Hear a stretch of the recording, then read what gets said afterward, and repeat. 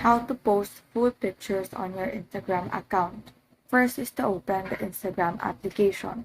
Tap the plus button on the home screen to upload a new post. Now choose a full-size picture from your camera roll. Once you've chosen the picture, tap on the expand icon displayed at the lower left side of the preview post window.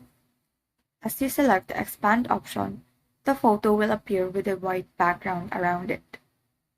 You can also pinch your fingers together on the photo to zoom out and fit the picture. Now tap Next found on the upper right corner. Now in here, you can select the filter that you want to use on your photo, and once you're done, tap Next. You can add a caption to your photo, add location, and tag people. Once you're done, you can now hit the share button found below. Now your photo has been posted on your Instagram account. And so that is how you post full pictures on your Instagram account. Thank you and have a great day.